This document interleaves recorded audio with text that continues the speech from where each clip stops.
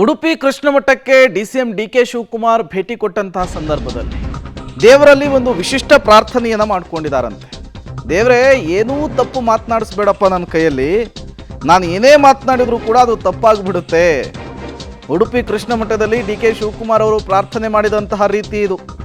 ಪ್ರಯತ್ನ ವಿಫಲ ಆಗಬಹುದು, ಪ್ರಾರ್ಥನೆ ವಿಫಲ ಆಗಲ್ಲ. ಸೋಲನ್ನ ಮರೆತು ಗೆಲುವಿಗಾಗಿ ಪ್ರಾರ್ಥನೆ ಮಾಡಬೇಕು. ಈ ಬಂಡೆಯನ್ನ ಹೇಗೆ ಬೇಕಾದರೂ ಕೂಡ ಉಪಯೋಗಿಸಿಕೊಳ್ಳಬಹುದು, ಕಲ್ಲಾಗಿ, ಮೆಟ್ಟಿಲಾಗಿ, ಮೂರ್ತಿಯಾಗಿ, ಜಲ್ಲಿಯಾಗಿ. ಉಡುಪಿ ಕೃಷ್ಣಮಠದಲ್ಲಿ ಡಿಸಿಎಂ ಡಿಕೆ ಶಿವಕುಮಾರ್ ನುಡಿದಂತಹ ಮಾರ್ಮಿಕ ಮಾತಿದು. ಸಹಜವಾಗಿಯೇ ಕಳೆದ 2 ದಿನಗಳಿಂದ ಅವರ ಹೇಳಿಕೆಗಳೆಲ್ಲ ಫುಲ್ ಕಾಂಟ್ರವರ್ಸಿ ಆಗಿತ್ತು. ಇದರ ನಡುವೆ ಈಗ ಮಾರ್ಮಿಕವಾದ ಸ್ಟೇಟ್ಮೆಂಟ್ ಕೊಟ್ಟಿದ್ದಾರೆ.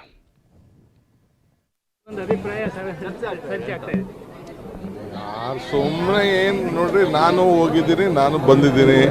ಇದು ಪಕ್ಷದ ಕೆಲಸ ಎಲ್ಲ ಮಾಡ್ತಿದ್ದೆ. ಸಚಿವರು ಹೋದ್ರೆ, ಈಗ ನಾನು MLA ಗಳ ಜೊತೆ ಹೋಗಿರ್ಲಿಲ್ವಾ, ಅದೆಲ್ಲ ಕಾರ್ಯಕರ್ತರು ನಾವೆಲ್ಲ ಒಂದೇ. ಪ್ರಮೋದ ದೇವಿ ಅವರ ಒಂದು ಕಮೆಂಟ್ ಬಗ್ಗೆ ಹಾಗೊಂದು ಅಭಿಪ್ರಾಯ ಚರ್ಚೆ ಆಗ್ತಾ ಇದೆ. ಸುಮ್ಮನೆ ಏನು ನೋಡ್ರಿ, ನಾನು ಹೋಗಿದ್ದೀನಿ, ನಾನು ಬಂದಿದ್ದೀನಿ.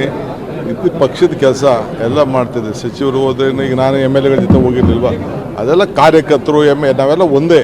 ಪ್ರಮೋದ ದೇವಿ ಅವರ ಒಂದು ಕಮೆಂಟ್ ಬಗ್ಗೆ ಹಾಗೊಂದು ಅಭಿಪ್ರಾಯ ಚರ್ಚೆ ಆಗ್ತಾ ಇದೆ. ಸುಮ್ಮನೆ ಮಾತು ಆಡಿದರೆ ಹೋಯ್ತು, ಮುತ್ತು ಒಡೆದರೆ ಹೋಯ್ತು. ಡಿಕೆ ಶಿವಕುಮಾರ್ ಆಡಿದಂತಹ ಮಾತು ವಿವಾದದ ಸ್ವರೂಪವನ್ನು ತಾಳಿ ಈಗ ಅವರ ಬುಡಕ್ಕೇನೆ ಬಂದು ನಿಂತಿದೆ.